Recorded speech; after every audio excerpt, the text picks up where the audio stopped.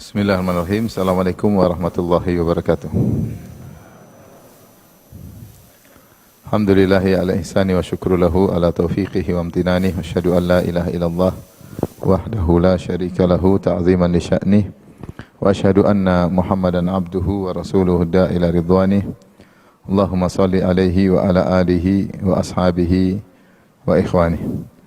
Hadirin dan hadirat yang dirahmati Allah Subhanahu wa taala, kita masih melanjutkan Kitabur Riqaq, kitab tentang hadis-hadis yang melembutnya. Qala haddatsana Mu'alla ibn Asad, qala haddatsana Wuhaib an ibni Tawus an abihi an Abi Hurairah radhiyallahu anhu anin Nabi sallallahu alaihi wasallam qala. Rasulullah sallallahu alaihi wasallam bersabda, yuhsyarun nasu ala thalathi tara'iqa. Sungguhnya manusia dikumpulkan di mahsyar dengan 3 model. Ragibin rahibin. Ragibin maksudnya berharap, rahibin takut. Kemudian wasnani ala ba'irin wa thalathatun ala ba'irin wa arba'atun ala ba'irin wa asyratun ala ba'irin. Kemudian ada 2 orang di atas 1 onta, 3 orang di atas 1 onta, 4 orang di atas 1 onta, dan 10 orang di atas 1 ekor onta. Wa yahsyuru baqiyatahumun naru. Sisanya didorong oleh api. Taqilu ma'ahum haitsu qalu, di mana api tersebut bersama mereka. Kalau mereka istirahat, api tersebut nungguin mereka. Wa tabitu ma'ahum haitsu batu, kalau mereka tidur di malam hari, api tersebut juga menunggui mereka. Wa tusbihu ma'ahum haitsu asbahu, kalau pagi hari api tersebut juga bersama mereka. Wa tumsi ma'ahum haitsu amsau, dan ketika sore hari api tersebut juga bersama mereka. Ini al-hasyar, ya, diperselisihkan oleh para ulama yang dimaksud dalam hadis ini. Maka ada 2 pendapat di kalangan para ulama, ya. Ada yang mengatakan al-hasyar di sini maksudnya adalah salah satu dari 10 tanda hari kiamat besar, tanda besar hari kiamat sebelum ditiupkan sangkakala, sebelum tiba hari kiamat. Ini pendapat pertama. Karena dalam satu hadis Rasulullah mengatakan tidak akan tegak hari kiamat sampai kalian melihat 10 tanda-tanda seperti munculnya Dajjal, keluarnya Ya'juj Ma'juj, turunnya Nabi Isa, terus ada 3 longsor, khasmun bil maghrib, bil masyriq wa jaziratul Arab, ada longsor di daerah timur, daerah barat dan jazirah Arab. Kemudian di antaranya ada dukhan, di antaranya ada matahari terbit dari barat, dan ada hewan yang berbicara, di antaranya narun takhruju min qa'ri Adan. Api yang keluar dari bawah tanah kota Adan, dari Yaman. Kemudian api tersebut menggiring manusia ke Syam, ke negeri Syam. Wa akhiruha, kata Nabi, itu adalah yang terakhir, di mana kemudian api menggiring mereka ke negeri Syam. Ini salah satu dalil bahwasanya yang dimaksud dengan hasyar di sini adalah api yang keluar menggiring manusia ke negeri Syam itu sebelum ditiup sangkakala, sebelum tegak hari kiamat. Ini pendapat banyak ulama dan ini dirajihkan oleh Ibnu Hajar Al-Asqalani dalam Fathul Bari.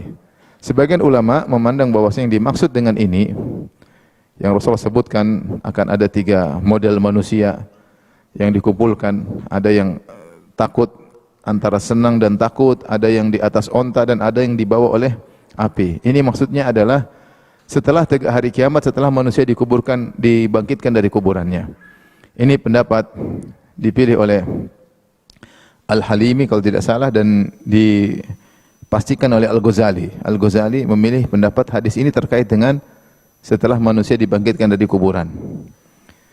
Mereka yang berpendapat bahwa ini hasyar setelah hari kebangkitan. Bukankah kalau hari kiamat kelak ditiupkan sangkakala, pertama manusia pada mati, kemudian ditiupkan sangkakala kedua, manusia dibangkitkan, kemudian setelah itu digiring menuju padang mahsyar. Setelah digiring di padang mahsyar, kemudian disidang, kemudian dihisab, kemudian ditimbang amalan, baru kemudian digiring ke neraka atau surga. Nah, menurut pendapat pertama, yaitu pendapat Al-Halimi dan juga Al-Ghazali, bahwasanya ini yang dimaksud adalah penggiringan setelah dibangkitkan dari kuburan. Bahwasanya orang yang dibangkitkan dari kuburan ada 3 model. Dan ini sesuai dengan firman Allah dalam surat Al-Waqiah, wa kuntum azwajan thalatha. Dan kalian ada 3 kelompok pada hari kiamat kelak. 3 kelompok ini sama Sebagian ulama berpendapat demikian. Yang pertama, kata mereka, raghibin rahibin adalah orang-orang kaum muslimin yang mencampurkan antara keimanan dan maksiat. Raghib itu artinya semangat, berharap. Rahib artinya takut. Raghib artinya semangat, rahib artinya takut. Sehingga model pertama ketika dikumpulkan di padang mahsyar di hari kiamat kelak adalah orang-orang beriman yang mencampurkan antara kemaksiatan dan ketaatan, sehingga tercampur dalam diri mereka raghib dan rahib, raghbah dan rahbah, takut dan berharap. Model kedua, orang-orang yang bertakwa, yang masih masuk surga, yang levelnya lebih tinggi daripada yang pertama, yaitu naik kendaraan, naik tunggangan. Dan ini juga mereka berlevel-level. Ada yang satu onta 2 orang, ada satu onta 3 orang, ada satu onta 4 orang, ada satu onta 10 orang. Kemudian yang ketiga yaitu yang masuk neraka, di mana ada api menggiring mereka di padang mahsyar sehingga akhirnya mereka masuk dalam neraka jahanam. Ini pendapat yang mengatakan bahwa yang dimaksud dengan hasyar di sini adalah pada hari kiamat kelak. Karena mereka berkata, kalau orang bertakwa, Allah berfirman, "Yauma yahsyurul muttaqina yauma nahsyurul muttaqina ila ar-rahmani wafda wa nasuqul mujrimina ila jahannam wirda." Dalam surat Toha ya. Kata Allah Subhanahu wa taala, hari di mana kami menggiring orang-orang beriman wafda ya. Kepada padang mahsyar wafda, maksudnya mereka dibangkitkan dari kuburan, ketika mereka menuju padang mahsyar dimuliakan. Di antara bentuk dimuliakan, dinaikkan kendaraan. Naik onta, mungkin yang lebih lagi mungkin naik kuda, tapi mereka dimuliakan. Ya. Adapun orang-orang wa nasuqul mujrimina ila jahannam wirda.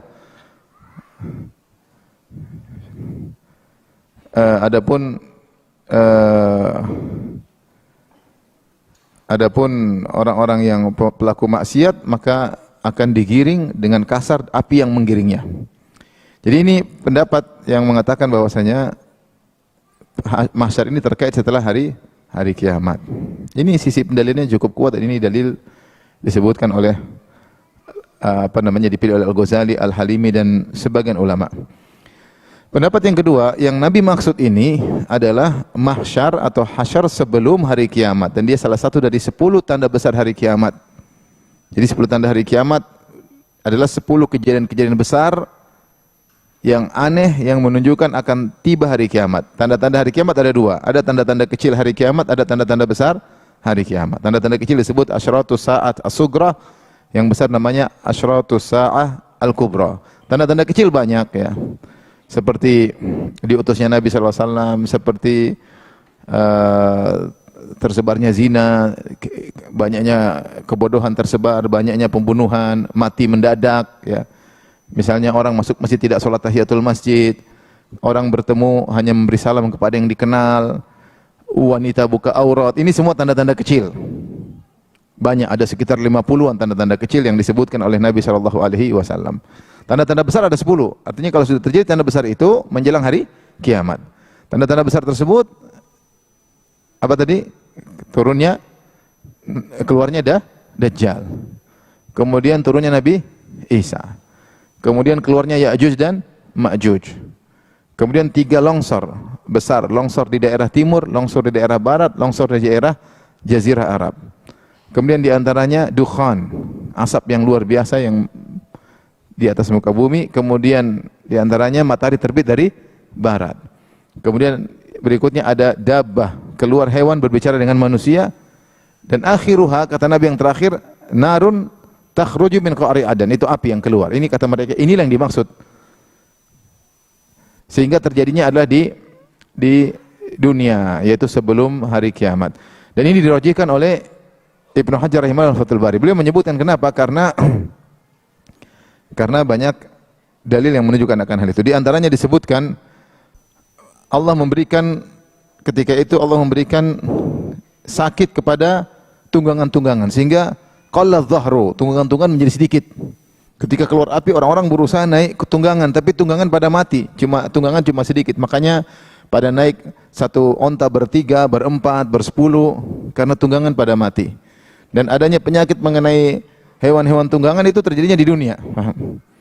Kemudian juga disebutkan dalam hadis-hadis tersebut bahwasanya mereka yattaquna biwujuhihim hadab wasyauk. Mereka melindungi wajah mereka dengan tangan mereka, takut kena duri, takut kena ketinggian, dan ini semua sifat dunia. Karena padang mahsyar itu datar, tidak ada gunung, tidak ada apa? Lembah. Adapun dataran yang masih ada duri itu dataran sifat dunia. Kata Ibnu Hajar, ini menunjukkan mereka masih di dunia. Mereka masih di dunia. Adapun penjelasan tentang hadis ini, Ibnu Hajar mengatakan, maksudnya ketika api tersebut keluar dari negeri Adan, menggiring manusia ke negeri Syam. Api kemana-mana, dia menggiring seluruh dunia ke bawah ke negeri Syam. Maka ketika itu orang-orang berusaha untuk mencari tunggangan supaya kabur dari api tersebut. Sampai disebut dalam riwayat ada seorang berusaha membeli onta tua dengan kebunnya yang luas, tapi dia tidak mendapatkannya. Dan ini namanya jual beli masih di dunia, belum di akhirat. Kalau di akhirat sudah enggak ada jual beli. Dia ingin jual kebunnya untuk bisa beli asyarif, yaitu onta yang sudah tua. Yang penting dia selamat. Maka akhirnya gara-gara api keluar ada 3 model manusia. Model yang pertama yang dia punya tunggangan, dia naik sendiri dan dia bawa bekal sehingga dia raghib, dia semangat bahwasanya dia bisa selamat dan rahib, dan dia takut dikejar apa? Api, tapi dia selamat. Taib. Ini yang orang-orang pertama punya tunggangan-tunggangan.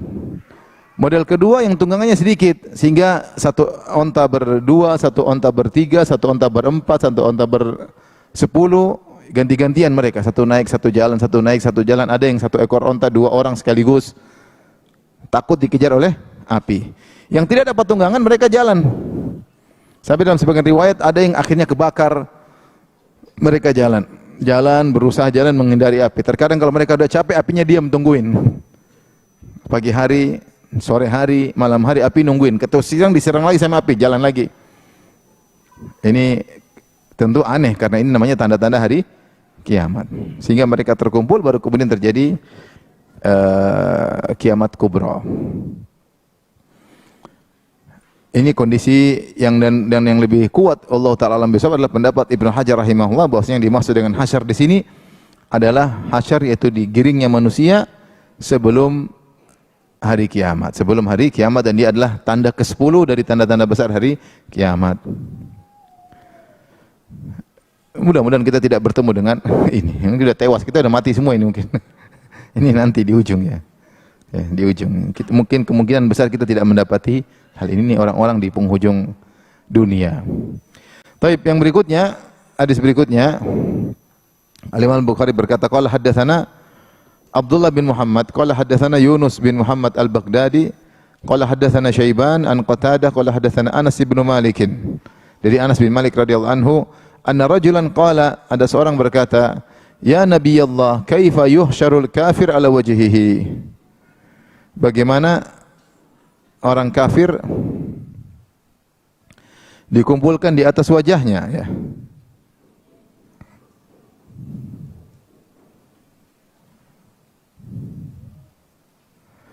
Kita tahu bahwasanya di antara hukuman Allah kepada orang kafir ketika dibangkitkan, mereka berjalan di atas wajah mereka. Kata Allah dalam surat Al-Isra, wa nahsyuruhum yaumal qiyamati ala wujuhihim umyan wa bukman wa summa. Kami kumpulkan mereka pada hari kiamat di atas wajah mereka, dalam kondisi buta, dalam kondisi bisu, dalam kondisi tuli. Jadi ini suatu bentuk penghinaan kepada orang kafir. Karena orang kafir, kalau orang Islam, mereka merendahkan wajah mereka untuk sujud kepada Allah Subhanahu wa taala. Mereka menggunakan akal mereka untuk berfikir cerdas bahwasanya yang berhak disembah hanyalah pencipta alam semesta. Tapi orang kafir, mereka menundukkan wajah mereka untuk berhala, untuk makhluk. Mereka menyembah nabi, mereka menyembah malaikat, mereka menyembah berhala, mereka menyembah hewan. Mereka menghinakan dirinya untuk makhluk. Yang kedua, mereka tidak menggunakan akal mereka untuk berfikir. Apakah mereka tidak gunakan akal mereka bahwa yang berhak disembah hanyalah Tuhan? Kenapa mereka menyembah makhluk seperti mereka? Apalagi di antara mereka ada yang menyembah makhluk yang lebih hina dari mereka, seperti menyembah sapi, menyembah tikus, menyembah berhala. Sehingga mereka tidak menggunakan akal mereka, tidak menggunakan mata mereka, tidak menggunakan telinga mereka untuk berfikir yang benar. Makanya Allah mengatakan, "Wa laqad dzara'na li jahannama katsiran minal jinni wal ins." Sungguh kami telah memenuhi neraka jahanam dengan banyak manusia dan jin. Lahum qulubun la yafqahuna biha. Mereka punya hati, mereka tidak gunakan untuk berfikir. Wa lahum a'yunun la yubsiruna biha. Mereka punya mata, mereka tidak gunakan untuk melihat ayat-ayat Allah. Ya. Walahum adhanun la yasma'una biha. Mereka punya telinga, mereka tidak gunakan untuk mendengar ayat-ayat Allah. Ulaika kal an'ami bal hum adhal. Ulaika humul ghafilun. Mereka adalah orang-orang seperti binatang ternak, bahkan mereka lebih sesat daripada binatang ternak. Jadi apa yang Allah berikan kepada mereka, akal, hati, mata, telinga, tidak digunakan untuk menyembah Allah, beribadah kepada Allah, tapi malah digunakan untuk syirik. Maka pada tersebut Allah hinakan mereka. Allah hinakan mereka sehingga mereka tidak berjalan dengan kaki tapi kebalik. Karena selama ini akal mereka gunakan secara terbalik. Harusnya akal digunakan untuk menyembah Allah semata, ini malah digunakan untuk berbuat syirik. Sehingga akhirnya mereka dibalik, mereka berjalan dengan kaki, dengan kepala. Kata Allah Subhanahu wa taala, "Wa nahsyuruhum yaumal qiyamati ala wujuhim umyan wa bukman wa summa." Kami pada hari kiamat kelak akan kumpulkan mereka dalam kondisi di atas wajah mereka dalam kondisi tuli, buta, ya, dalam kondisi buta, kemudian tuli dan bisu. Taib. Ketika Allah mengabarkan bahwasanya manusia akan dibangkitkan orang-orang kafir di atas wajahnya, maka ada sahabat yang bertanya, dia ingin bayangin gimana. Apakah keluar kaki di kepala apa gimana? Ana rajulan qala ya Nabi Allah, ada seorang bertanya, ya Rasulullah, kaifa yuhsyarul kafir ala wajhihi? Bagaimana orang kafir dibangkitkan pada hari kiamat menuju padang mahsyar jalan di atas kaki? Nabi menjawab, alaysa alladhi amsyahu ala rijlaini fid dunya qadiran ala an yumshiyahu ala wajhihi yaumal qiyamah?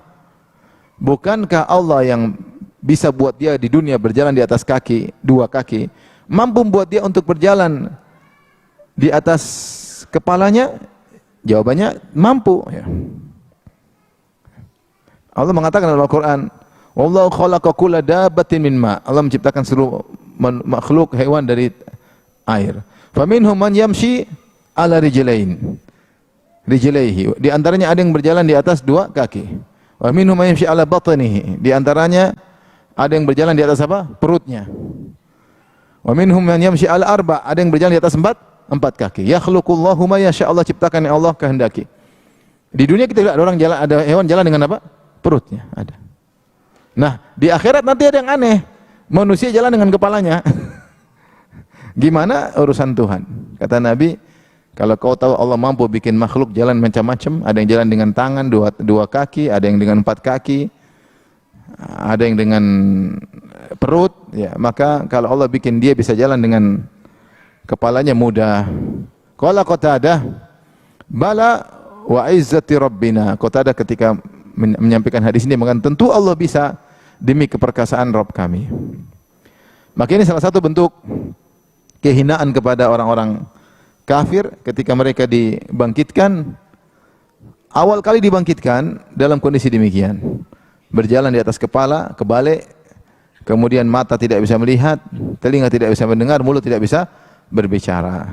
Baru kemudian Allah sidang mereka, baru kemudian Allah buat mereka bisa melihat untuk semakin tersiksa, baru Allah buat mereka bisa berbicara agar mereka kemudian berhujah, namun hujah mereka tidak diterima, baru dibuat mereka bisa mendengar aungan dari neraka jahanam yang mengerikan dan seterusnya. Intinya mereka dibutakan, tidak bisa berbicara, kemudian tidak bisa melihat, dibuat jalan di atas kepala untuk menghina mereka. Kalaupun mereka dibuat untuk melihat pun untuk membuat mereka tersiksa. Dan ini al-jaza' min jinsil amal, balasan sesuai dengan perbuatan. Selama di dunia mereka tidak mensujudkan kepala mereka kepada Allah Subhanahu wa taala, maka mereka di akhirat dipaksa jalan terbalik oleh Allah Subhanahu wa taala. Bagaimana caranya? Urusan Allah Subhanahu wa taala, wal iyadzu billah.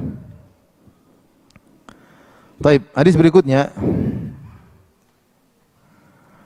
Imam Bukhari berkata, qala haddatsana Ali, qala haddatsana Sufyan, qala Amr, qala sami'tu Sa'id bin Jubair, sami'tu Ibn Abbasin, kata Sa'id bin Jubair, aku mendengar Ibnu Abbas berkata, sami'tu Nabiy sallallahu alaihi wasallam, Nabi sallallahu alaihi wasallam, aku mendengar Nabi sallallahu alaihi wasallam bersabda, yaqul, innakum mulaqullahi hufatan uratan musyatan ghurlan. Sungguhnya kalian akan bertemu dengan Allah dalam kondisi hufatan, tidak memakai alas kaki, uratan dalam kondisi telanjang, tidak berpakaian, musyatan dalam kondisi berjalan kaki, ghurlan dalam kondisi belum disunat. Qala Sufyan, hadza mimma na'uddu anna Ibnu Abbas sami'ahu minan Nabi sallallahu alaihi wasallam. Kata Sufyan, ini yang kami termasuk hadis yang kami pandang Ibnu Abbas langsung mendengar dari Nabi sallallahu alaihi wasallam. Maksudnya Ibnu Abbas ketika meriwayatkan hadis dari Nabi dua metode. Ibnu Abbas kan termasuk sahabat junior. Ibnu Abbas radhiyallahu anhuma, Abdullah bin Abbas lahir ketika sekitar di tahun pemboikotan Bani Hashim. Itu Abu Jahal dan teman-temannya memboikot Bani Hashim. Itu sekitar 3 tahun, dari tahun ke-7 sampai tahun ke-10 sebelum Hijriyah, sebelum Hijriyah. Dia lahir di tahun tersebut. Jadi ketika Nabi berhijrah menuju Madinah, umur Ibnu Abbas sekitar 3 atau 4 tahun. Sekitar berapa tahun? 3 atau 4 tahun. Sehingga ketika Nabi SAW meninggal dunia 10 tahun kemudian, umur dia sekitar 13 atau 14 tahun. Tapi Ibnu Abbas termasuk sahabat yang banyak meriwayatkan hadis. Maka sebagian hadis dia dengar langsung dari Nabi. Seperti Nabi, dia mengatakan, aku berjalan bersama Nabi, Nabi megang pundakku, artinya Nabi ngomong langsung. Tapi sebagian hadis dia tidak dengar langsung dari Nabi, tapi dengar dari sahabat yang lain. Dia meriwayatkan dari sahabat dari Nabi sallallahu alaihi wasallam, sehingga dia punya periwayatan hadis yang banyak. Sebagian dia dengar langsung dari Nabi, sebagian dia dengar lewat perantara dari sahabat Nabi yang lain. Karena dia sahabat junior. Ya. Oleh karenanya Sufyan ketika menyampaikan hadis ini dia berkata, "Hadza mimma na'uddu an Ibnu Abbas sami'ahu minan Nabi sallallahu alaihi wasallam." Ini termasuk hadis ini termasuk hadis yang menurut kami Ibnu Abbas mendengar langsung dari Nabi, bukan lewat perantara. Apa hadisnya? Nabi sallallahu alaihi wasallam berkata, karena Ibnu Abbas berkata, "Sami'tun Nabiy sallallahu alaihi wasallam." Aku mendengar Nabi berkata. Berarti Ibnu Abbas dengar langsung. Beda kalau Ibnu Abbas berkata, "Qala Nabi sallallahu alaihi wasallam." Rasulullah SAW bersabda, tanpa mengatakan aku mendengar. Nah, ini bisa jadi dia dengar langsung, bisa jadi dengar lewat apa? Perantara. Namun ketika dia mengatakan sami'tu, aku mendengar Nabi bersabda, berarti dia mendengar langsung.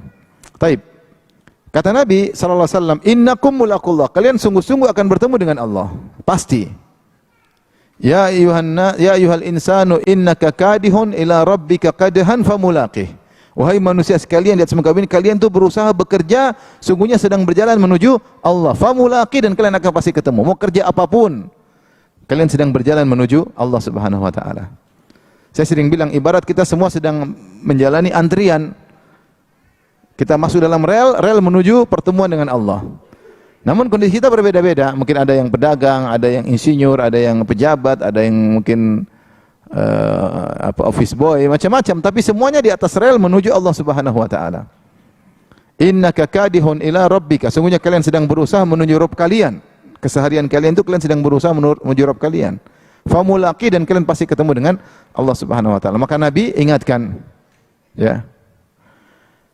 Kata Nabi, innakum mulaqullah, kalian pasti akan bertemu dengan Allah.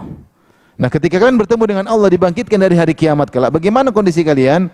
Hufatan uratan, tidak pakai alas kaki. Tidak ada yang dibawa, miskin, ya. Dibangkitkan di padang mahsyar yang putih sebagaimana kita jelaskan pada pertemuan lalu. Kakursatin naqi, seperti gandum, roti gandum yang bersih, tidak ada kotorannya, bersih. Ya, agak warna kemerah-merahan tanah tersebut, tidak ada gunung, tidak ada lembah. Laisa fiha ma'lamun li ahad, tidak ada tanda-tanda, tidak ada pelang, tidak ada rumah, tidak ada pohon, tidak ada, semuanya bersih rata, orang dikumpulkan. Bagaimana dibangkitkan? Ketika dibangkit dari kuburan, hufatan, tidak pakai alas kaki. Subhanallah, dalam riwayat yang lain buhman, tidak ada harta yang dia bawa, tidak ada harta yang dia bawa. Dan inilah hakikat manusia ketika dibangkitkan, ya. Tidak ada harta yang dia bawa. Jangankan ya sepeda, jangankan kendaraan, ya, sendal aja dia enggak punya. Hufatan. Dalam kondisi tidak pakai alas kaki. Kemudian uratan, dalam kondisi tidak berpakaian, telanjang bulat, tidak pakai pakaian. Musyatan, jalan kaki, jalan kaki. Ghurlan belum disunat, belum disunat. Jadi dibangkitkan dalam kondisi belum disunat laki-laki maupun perempuan. Taib, kita lanjutkan hadis berikutnya yang mirip. Al-Imam Al-Bukhari berkata, qala haddatsana Qutaibah ibnu Sa'id qala haddatsana Sufyan an Amr an Sa'id ibn Jubair ibn Abbas radhiyallahu anhuma qala, dari Ibnu Abbas beliau berkata, sami'tu Rasulullah sallallahu alaihi wasallam yakhtubu 'alal mimbar. Aku mendengar Rasulullah sallallahu berkhutbah di atas mimbar. Yaqulu, Nabi berkata, innakum mulaqullahi hufatan uratan ghurlan. Sungguhnya kalian akan bertemu dengan Allah dalam kondisi tidak memakai alas kaki, dalam kondisi telanjang, dalam kondisi belum disunat. Maknanya sama.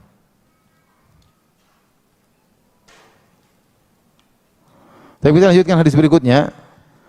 Al-Imam Al-Bukhari berkata, qala hadatsani Muhammad bin Bashar, qala hadatsana Gundar, qala hadatsana Syu'bah anil Mughirah bin Nu'man an Sa'id bin Jubair an Ibnu Abbasin qala, dari Ibnu Abbas, qama fina an-nabiy sallallahu alaihi wasallam yakhutubu. Suatu hari Rasulullah SAW berdiri di tengah-tengah kami, kemudian beliau berkhutbah. Faqala, apa isi khutbahnya? Innakum mahsyuruna, sungguhnya kalian akan dikumpulkan di padang mahsyar, digiring. Hasyar itu maksudnya digiring. Hasyar itu digiring, itu digiring ke padang mahsyar. Hufatan uratan, dalam kondisi tidak pakai alas kaki, dalam kondisi telanjang. Kama bada'na awwala khalqin nu'iduh. Sebagaimana, kemudian Nabi bacakan firman Allah, sebagaimana kami mulai penciptaan, kami ulangi lagi. Bukankah seorang ketika pertama kali dicipta keluar dari perut ibunya, dia tidak pakai sendal, dia tidak pakai baju, dia tidak bawa harta, dalam kondisi telanjang, maka demikian kata Allah, kama bada'na awwala khalqin nu'iduh. Sebagaimana kami mulai penciptaan, kau keluar dari perut ibumu tidak bawa harta sama sekali. Demikian pula ketika kau dibangkitkan. Harta yang dikumpulkan selama ini ternyata tidak ada, tidak yang dibawa sama sekali.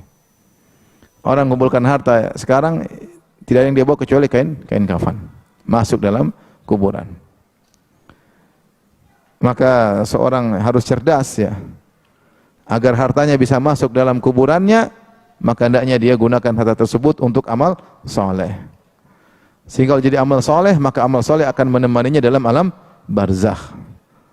Tapi kalau dia gunakan bukan untuk amal soleh, maka akan dia tinggalkan harta tersebut. Subhanallah, saya baru ketemu orang cerita, Ustaz, ini rumah besar Ustaz. Ada orang yang bikin, baru selesai bikin, dia udah meninggal dunia, subhanallah. Dia bangun rumah untuk orang lain. Dia sendiri tidak menempati. Dia tidak menempati. Yang ditempati dalam tanah. Tapi kalau hartanya dia gunakan di jalan Allah, itu harta akan jadi amal soleh dan menemani dia dalam alam barzah. Makanya Rasulullah SAW mengatakan, qala ibnu Adam mali mali. Ibnu Adam berkata, hartaku hartaku.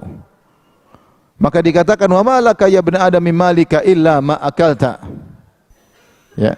Tidak ada harta bagimu sungguhnya wahai anak Adam kecuali apa yang kau makan maka kau habiskan. Aw labista fa ablait. Atau yang kau pakai terus kemudian rusak pakai baju tersebut. Au tasaddaqta fa amdait, atau yang kau sedekahkan kemudian menjadi amal solehmu. Cuma 3 kemungkinan. Kalau untuk makan habis, untuk pakai selesai, menjadi usang pakaian tersebut, mobil rusak, rumah ya sudah. Tapi yang benar-benar hartamu yang kau gunakan dunia dan yang kau gunakan di alam barzakh. Dunia itu harta kita benar, yang kita makan itu benar-benar harta kita. Yang kita kasih orang bukan harta kita. Ya. Yang kita pakai baju, mobil itu yang kita punya, yang orang lain pakai berarti bukan punya kita, karena sungguhnya tidak kita gunakan. Itu dunia. Di akhirat gimana? Kata Nabi, wa tasaddaqta fa amdait, yang kau sedekahkan dan itu kemudian bertahan, yaitu abadi. Maksudnya sedekah maka akan jadi amal saleh yang menemani kita dalam alam barzakh. Lihatlah kenyataan yang menyedihkan, orang dibangkitkan dalam kondisi tidak bawa apa-apa. Ya, tidak bawa apa-apa. Kemudian Nabi berkata, inna awwala al-khalaiq yuksa yaumal qiyamah Ibrahim.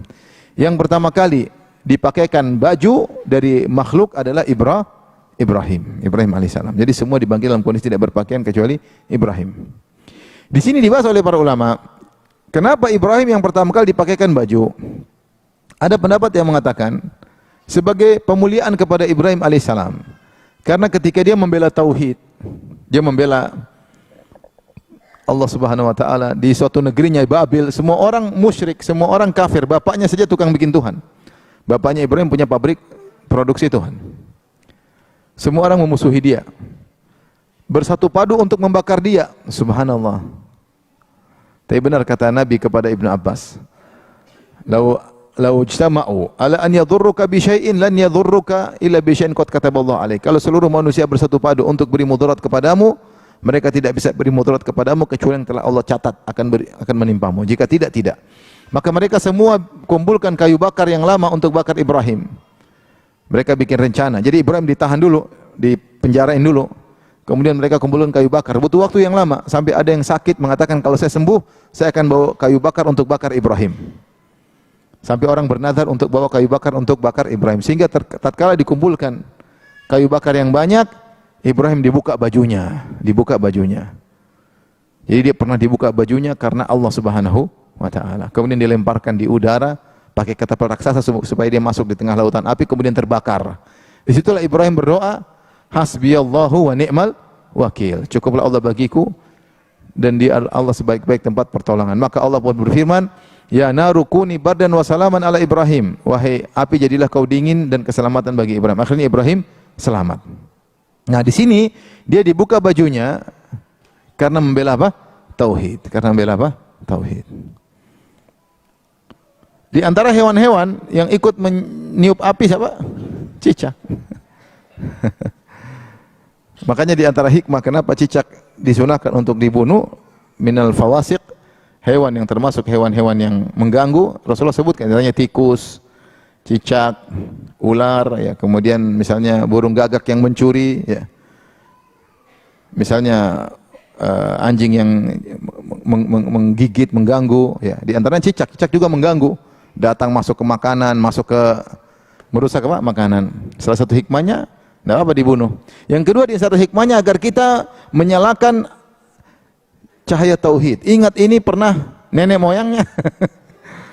Jadi bukan dosa keturunan, bukan, tapi untuk di antara hikmahnya ketika kita membunuh cicak adalah untuk ingat bahwasanya kita harus membela apa?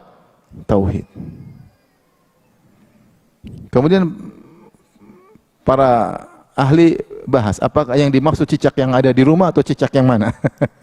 Wallahu a'lam bishawab. Tapi intinya Ibrahim alaihissalam, ya, kita ingat ya bagaimana perjuangan dia. Dia dimuliakan oleh Allah Subhanahu wa taala. Ini seperti kisah Al-Habib yang dalam surat Yasin. Ketika para rasul datang kemudian dimusuhi oleh kaumnya, dia datang dari jauh. Maka kemudian dia pun menegur kaumnya. Ittabi'ul mursalin, wahai kaumku ikuti para rasul. Ikuti para rasul. Akhirnya kaumnya marah, dia dibunuh. Al-Habib dibunuh. Ketika dibunuh, ternyata dia dimasukkan Allah dalam surga. Maka dia berkata, ya laita qaumi ya'lamun bima ghafara li rabbi. Ya. Seandainya kaumku mengetahui ya, apa yang Allah berikan kepadaku. Jadi dia meninggal kemudian masuk apa? Surga. Tapi dia sayang kepada kaumnya.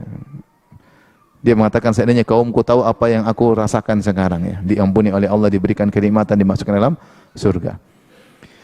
Ya, terkadang dakwah itu perlu perjuangan. Nah, Ibrahim karena dibuka bajunya, maka Allah muliakan. Maka ketika itu dia yang pertama kali dipakaikan baju oleh Allah Subhanahu wa taala. Khilaf di kalangan para ulama.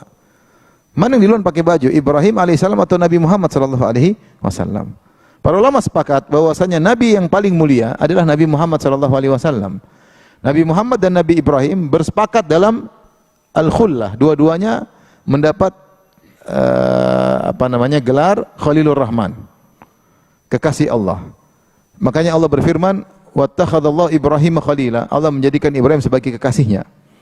Dan Nabi berkata, innallaha takhadhani khalila kama takhadha Ibrahim khalila. Allah menjadikan aku kekasihnya sebagaimana Allah menjadikan Ibrahim sebagai apa? Kekasihnya. Kalau kita boleh urutkan bahwasanya nabi yang paling tinggi Nabi Muhammad SAW, kemudian nabi siapa? Ibrahim. Nah, jelas tapi Nabi Muhammad lebih mulia daripada Nabi Ibrahim. Namun kenapa Ibrahim diberikan baju terlebih dahulu? Maka ada yang mengatakan tidak, Nabi Muhammad sudah dapat baju dulu. Ibrahim diberikan baju maksudnya dibandingkan dengan makhluk yang lain. Ini pendapat. Untuk tetap menjaga Rasulullah yang paling pertama. Pendapat yang kedua mengatakan enggak, zahirnya Ibrahim dulu kasih baju, baru kemudian Rasulullah. Rasulullah belakangan. Tapi meskipun Rasulullah belakangan diberikan baju lebih indah daripada bajunya siapa? Ibrahim, karena Rasulullah lebih tinggi kedudukannya. Dan kaidah menyatakan bahwasanya tidak mesti kalau ada seorang nabi lebih unggul dari nabi kita SAW dalam satu sisi, kemudian berarti dia lebih unggul dari sisi yang lain. Ya, seperti dua orang, satu kebaikannya 100, satu kebaikannya 2, tapi lebih unggul daripada yang satunya. Tetap saja yang kebaikannya 100 lebih unggul, meskipun dia mungkin lebih afdal dari sebagian sisi. Dan itu yang terjadi seperti hadis ini. Rasulullah mengabarkan bahwasanya Ibrahim alaihissalam lebih dahulu pakai baju daripada Nabi Muhammad SAW. Maka dia lebih afdal dari sisi didahulukan memakai baju daripada Nabi ketika di padang mahsyar. Namun bukan berarti dia mengungguli Nabi, karena Nabi lebih unggul dari segala sisi yang lain. Contoh lagi, misalnya sudah pernah kita bahas Nabi Muhammad SAW ketika dibangkitkan hari kiamat, dia sadar, tiba-tiba dia lihat Nabi Musa sudah pegang arsy. Kata Nabi Muhammad SAW, saya tidak tahu apakah Nabi Musa tidak ikut mati ketika ditiupkan sangkakala, ataukah dia dibangkitkan sebelumku. Yang dua kemungkinan itu menunjukkan dia lebih mulia daripada Nabi dari sisi ini. Paham? Contoh ini. Namun bukan berarti Nabi Musa lebih afdal daripada Nabi. Nabi Muhammad SAW mengunggul Nabi Musa dari sisi banyak sisi.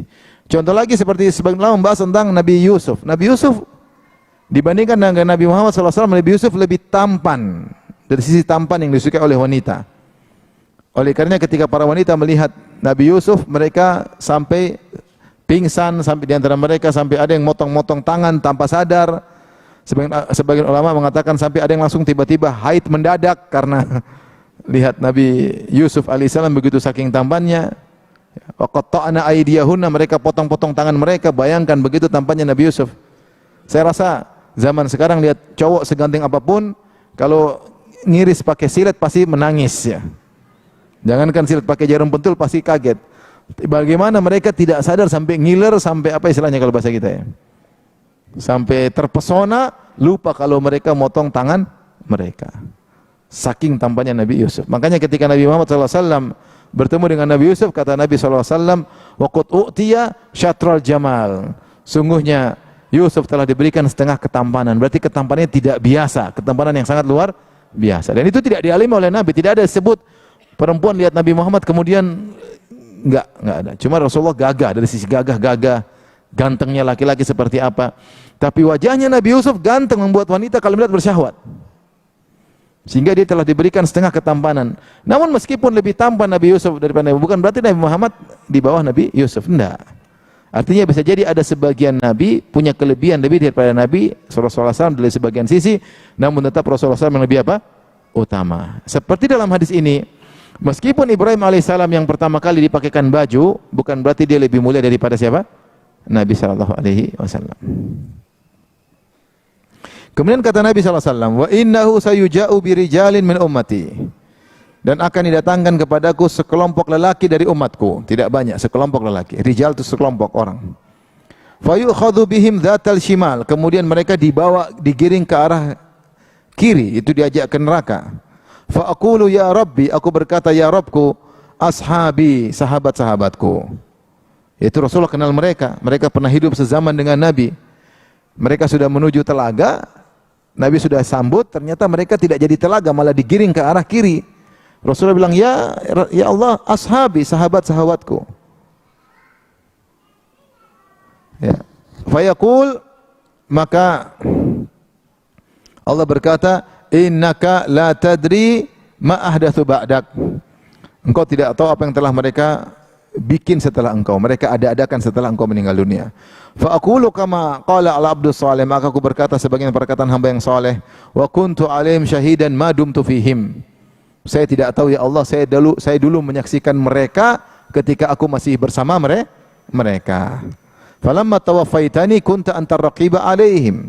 Tetapi ketika kau wafatkan aku, engkau yang mengawasi mereka. Rasulullah mengatakan, aku tidak tahu ya Allah.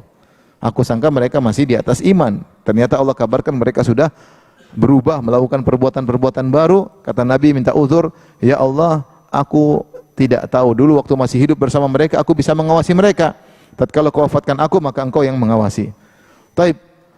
Fayuqal innahum lam yazalu murtaddin ala aqabihim. Dikatakan mereka murtad setelah wafatnya engkau wahai Rasulullah sallallahu alaihi wasallam. Di sini Rasulullah kabarkan ada di antara orang-orang yang Nabi kenal di zamannya murtad, tapi jumlah mereka tidak banyak.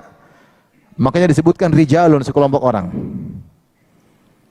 Usayhibi dalam sebagian riwayat sekelompok, yaitu pakai tasghir yang menunjukkan sedikit, tidak banyak.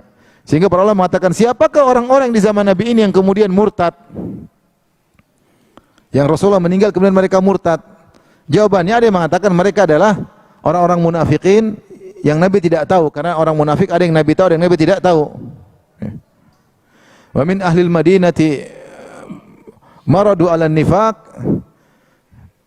ya, la ta'lamuhum nahnu na'lamuhum, ya. Ada penduduk orang-orang munafik di kota Madinah yang kau tidak tahu tapi kami tahu. Jadi ada orang munafik yang Nabi tidak tahu. Di antaranya ini, Nabi menyangka mereka orang Islam, ternyata mereka setelah Nabi meninggal mereka ternyata menunjukkan kemunafikan mereka. Mereka murtad. Ini pendapat. Dan mereka tidak banyak. Pendapat kedua, maksudnya orang Arab Badu yang masuk Islam. Orang Arab Badu masuk Islam, imannya tidak kuat, ketika Nabi meninggal mereka murtad. Bukan seperti perkataan orang-orang Rafidhah bahwasanya ketika Nabi meninggal seluruh sahabat murtad, kecuali cuma 4 orang, 8 orang. Semuanya murtad. Abu Bakar murtad, Umar murtad, Utsman murtad. Yang tidak murtad cuma Ali bin Abi Thalib, Ammar bin Yasir, Al-Miqdad bin Aswad, ya, Abu Dzar, ya, Al-Ghifari. Ini yang tidak murtad cuma segini. Sisanya semua apa? Murtad, ya. Ini tidak benar. Yang benar yang disebut dalam hadis ini murtad cuma sedikit. Lagi pula, siapa sih yang memerangi orang-orang murtad? Abu Bakar yang memerangi orang-orang murtad. Ketika di zaman Nabi orang-orang pada murtad mengikuti nabi-nabi palsu, maka Abu Bakar menyerang mereka. Abu Bakar yang menyerangi para murtadin, dia malah dituduh orang Syiah sebagai orang yang murtad. Taib, ini juga dalil bahwasanya Rasulullah SAW tidak tahu apa yang terjadi setelah beliau wafat. Makanya ketika hari kiamat Rasulullah dikagetkan ada sekelompok orang Rasulullah kenal. Rasulullah mengatakan, kenapa ya Allah mereka dibawa ke neraka? Maka dikatakan, kau tidak tahu apa yang mereka lakukan setelah engkau meninggal dunia. Maka Nabi kemudian menyampaikan, aku tidak berkata kecuali sebagaimana perkataan Nabi Isa. Ketika Allah tanya, apakah engkau menyuruh umatmu untuk menyembahmu wahai Isa dan menyembah ibumu? Kata Nabi Isa alaihissalam, saya tidak pernah ngomong begitu ya Allah. Wa kuntu alaihim syahidan ma dumtu fihim. Saya menjadi saksi mereka ketika saya masih sama mereka. Maka Nabi mengatakan, ya Allah, saya tidak tahu kalau mereka murtad. Saya dulu menjadi saksi mereka ketika saya sama mereka. Tatkala kau wafatkan aku tidak tahu lagi apa yang terjadi. Engkau yang tahu. Berarti Nabi setelah meninggal dia tidak tahu apa yang terjadi. Faham? Maka tidak benar perkataan sebagian orang-orang sufi yang mengatakan Nabi jalan-jalan di Surabaya, jalan-jalan ikut acara inilah, mungkin acara maulid, acara kenegaraan, acara apa, ikut sana sini. Kalau Nabi jalan-jalan terus, Nabi tahu perkembangan politik, Nabi tahu macam-macam, Nabi mungkin kasih nasihat-nasihat, ya. Tidak benar, ya. Makanya khurafat sekarang banyak, ya. Khurafat banyak, ya. Tapi tidak semua orang sepakat dengan khurafat tersebut, ya. Ada yang mengatakan, tadi saya baru dengar ada salah seorang dari mereka membantah di antara mereka. Dia mengatakan nanti mereka bikin pertemuan, tiba-tiba dia diam, kemudian seakan-akan melihat Nabi lewat. Setelah itu dia bilang, tadi Nabi lewat, Nabi kirim salam buat kalian. Masya Allah. Yang hadir kan semangat, kirim salam Nabi buat. Nabi jalan-jalan ini. Ya, itulah khurafat yang tersebar. Nabi katakan, saya tidak tahu. Wa kuntu alaihim syahidan ma dumtu fihim. Saya waktu sama mereka saya tahu ya Allah. Falamma tawaffaitani, tatkala kau matikan aku, kunta antar raqib alaihim. Engkau yang mengawasi apa? Mereka. Ini khurafat luar biasa, ya. Bilang Nabi ketemu ini. Karena kalau sudah bilang saya ketemu Nabi, ya orang hebat, kayak masuk surga. Ya, berarti kan teman Nabi. Saya ketemu Nabi, ngobrol sama Nabi, naik mobil sama Nabi. Jadi Nabi kayak subhanallah ya. Tidak ada penghormatan kepada Rasulullah sallallahu alaihi wasallam. Masih sering bilang Nabi aja tidak pernah keluar dari kuburan ketemu Aisyah, ketemu istrinya 9. Nabi waktu meninggal istrinya berapa? 9. Tidak ada satupun yang Nabi temui ketika setelah beliau meninggal. Nabi tidak pernah ketemu dengan Fatimah putrinya sampai Fatimah sakit akhirnya meninggal dunia 6 bulan kemudian. Nabi tidak pernah bertemu dengan mantu-mantunya. Ada mantunya siapa?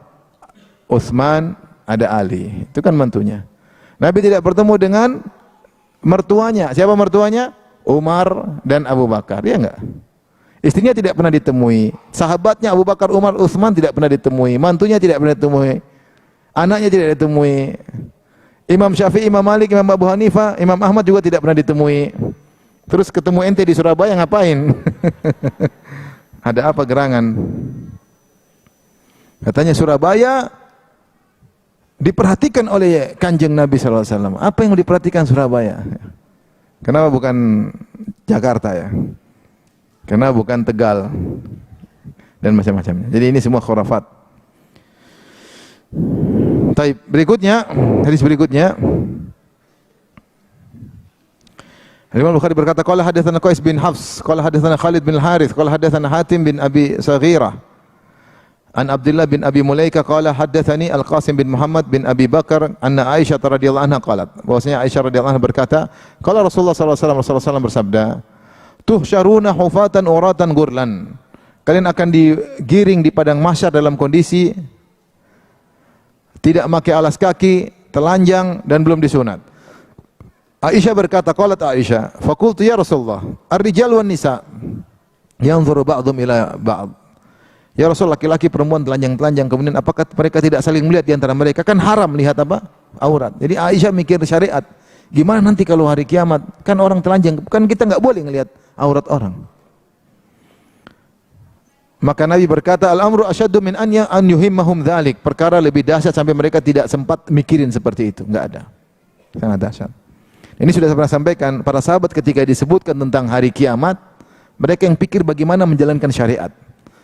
Ketika Rasulullah menyebutkan Dajjal akan ada di atas muka bumi arba'ina yauman, 40 hari.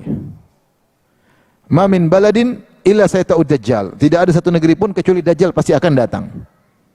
Mau di Meruya, mau di Bekasi, Jakarta, Surabaya, Dajjal akan datang.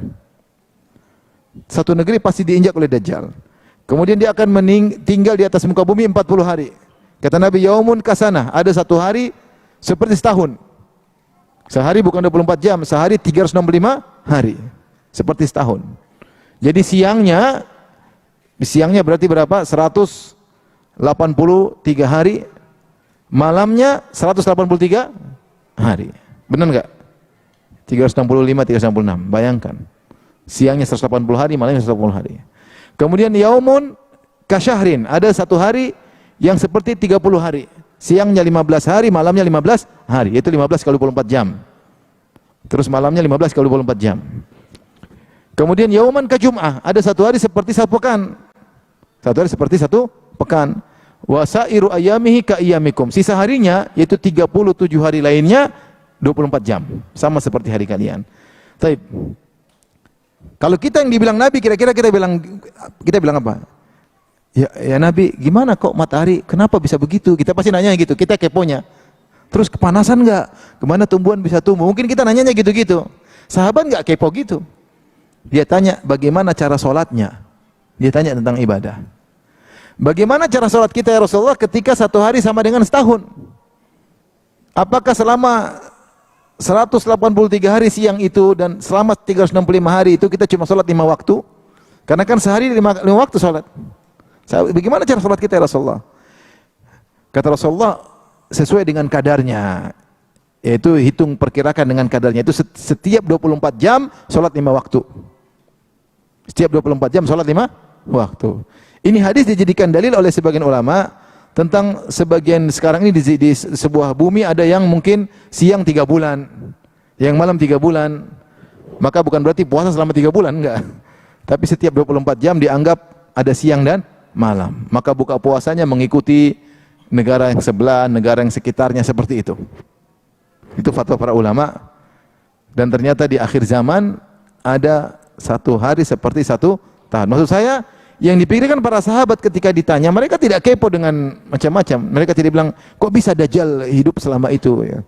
Kok Dajjal bisa jalan kemana-mana? Kok bisa? Kalau kita kan gitu, mungkin kalau Ustadz Dajjal naik apa Ustadz? Mungkin kita nanya gitu kan, kok bisa 40 hari muter keliling dunia? Naik apa Ustadz? Apa naik pesawatnya UFO apa gimana? Ya. Tapi sahabat nggak nanya gitu. Yang dia nanya bagaimana cara ibadahnya, paham? Menunjukkan pikiran mereka selalu apa? Ibadah dan syariat. Contohnya ini. Ketika Aisyah dikabarkan laki-laki dan perempuan bangun telanjang bareng-bareng, Aisyah berpikir dalam riwayat, aurat ya Rasulullah. Gimana nanti kita lihat? Dengan dosa. Enggak lihat aurat. Yang dia pikir, gimana? Aurat nanti kita melanggar. Ya, itu yang dipikirkan oleh Aisyah radhiyallahu anha. Maka Rasulullah mengatakan, perkaranya sangat dahsyat. Dalam riwayat yang lain, Rasulullah membacakan firman Allah, likulli imri'in minhum yauma idzin sya'nu yughni. Masing-masing orang punya urusan yang buat dia tidak sempat untuk ngurusin seperti itu. Kemudian saya pernah dengar ceramah Syekh Utsaimin mengatakan telah terjadi di dunia yang semisal itu. Kemudian beliau cerita tentang kejadian terowongan Mina. Ketika terjadi terowongan Mina, sebagian orang bajunya terlepas. Saya nggak tahu apakah baju atau ihram, pokoknya terlepas. Orang telanjang ketika itu. Tapi nggak ada yang mikir bagaimana selamat, bukan mikir apa? Telanjang orang, tapi ada baju terlepas. Demikian juga saya waktu pulang dari Aceh, saya ketemu dengan seorang, kita ngobrol, dia cerita waktu dia mengalami tsunami dan dia selamat. Dia bilang air hampir hantam saya sampai saya terikat di sebuah pohon, baju semua lepas saking apa? Saking dahsyatnya air tsunami. Baju semua lepas. Saya ketemu orang juga telanjang dan kami kini nggak ada pikiran itu sama sekali. Pikiran gimana supaya apa? Selamat. Dan itu terjadi di bumi. Bagaimana dengan lagi dahsyatnya hari kiamat? Seorang mikirkan tentang maksiat yang dia lakukan, bagaimana pertanggungjawaban, bagaimana orang akan nuntut. Dia ingat semua. Yauma tadzakkarul insanu ma sa'a. Manusia akan ingat seluruh yang dia pikirkan, yang pernah terjadi dia ingat. Semua filenya Allah bukakan. Dia pernah zalim ini, dia pernah ngatain ini, dia pernah ngambil uang ini, dia pernah menghina ini, dia pernah menghina anak buahnya, dia pernah tidak menunaikan tugas bosnya.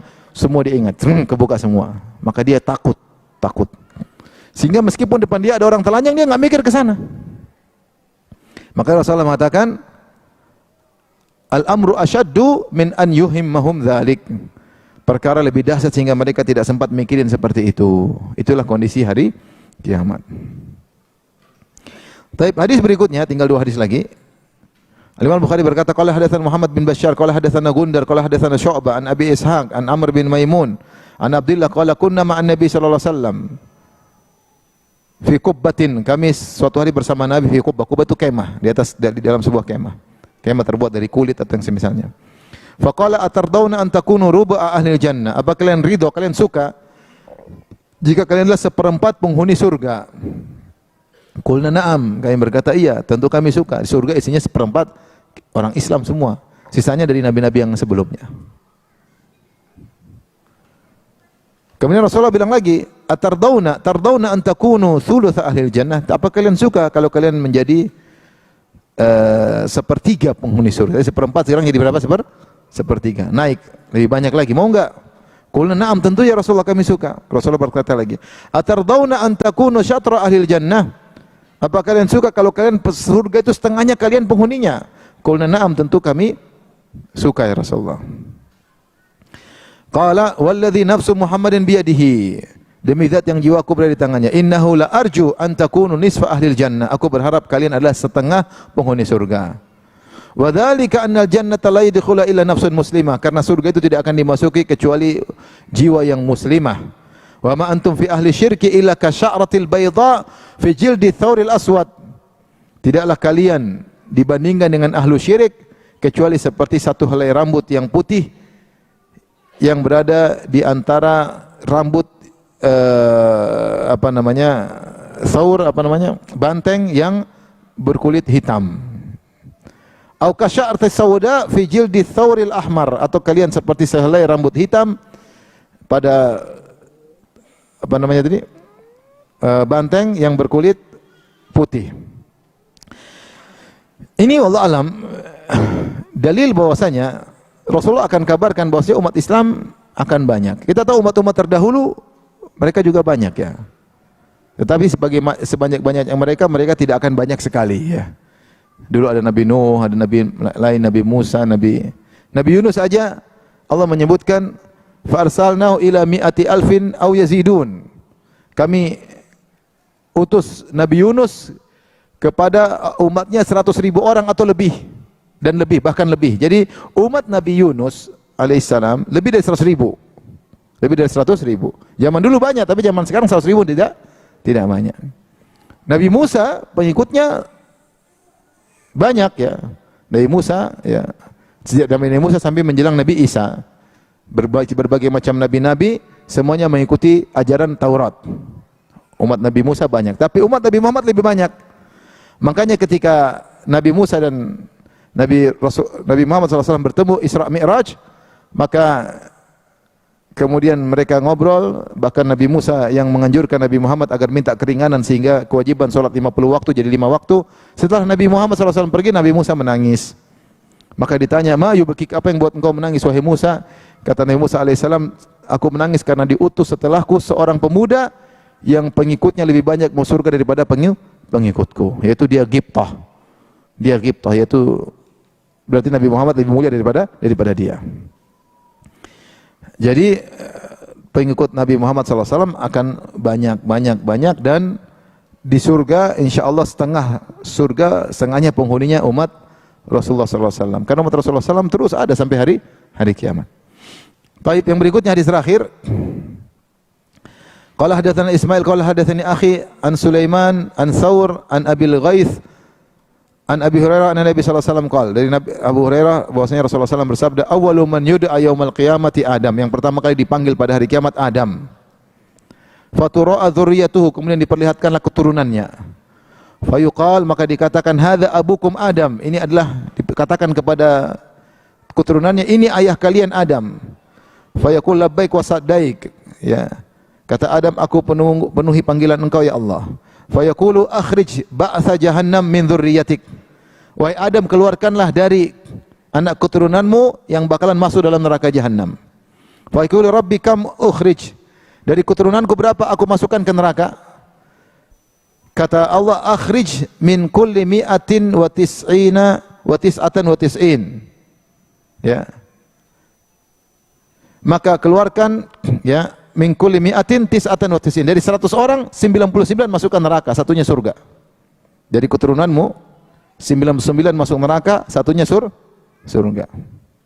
Faqala ya Rasulullah, idza ukhidha minna min kulli mi'atin tis'atun wa tis'una famadha yabqa minna? Ya Rasulullah, para sahabat berkata, kalau dari 100 diambil 99 masuk neraka, yang satu masuk surga, terus apa yang tersisa? Maka Rasulullah mengatakan, inna ummati fil umami kasya'ratil bayda fi thawril aswad. Sungguhnya jumlah umatku sedikit dibandingkan dengan jumlah umat-umat yang lainnya, seperti satu helai rambut putih di tubuh banteng yang hitam, ya. Jadi maksudnya Nabi ingin mengatakan bahwasanya yang diambil dari umat-umat yang lain 99, yang satu mudah-mudahan dari kalian. Yang setiap 99 masuk neraka, dari 100 99 masuk neraka, satu masuk surga. Nah, yang satu itu mudah-mudahan dari kalian. Karena umat Islam cuma sedikit. Tapi demikian saja ikhwan dan akhwat yang rahmatillah subhanahu. Insyaallah kita lanjutkan nanti pada bab berikutnya, masih tentang hari kiamat. Sisanya tentang hari kiamat, di antaranya tentang bab tentang idza zulzilatil ardu zilzalaha, tentang qisas, tentang hisab, tentang surga dan neraka, tentang sirat, tentang haud. Sisanya ini masih ada beberapa, 1 2 3 4 5 6 7 8. Masih ada 8 bab, semuanya tentang hari apa? Kiamat. Ya, wallahu alam, Imam Al-Bukhari memperbanyak pembahasan tentang hari kiamat agar hati kita lembut, bahwasanya kita ini akan meninggalkan dunia ini. Makanya kita perlu persiapan, karena peristiwa-peristiwa itu akan kita hadapi. Kalau persiapan kita tidak benar, kita akan sulit melewati peristiwa-peristiwa tersebut. Wallahu ta'ala alam bisawab. Kalau ada yang bertanya, saya persilahkan.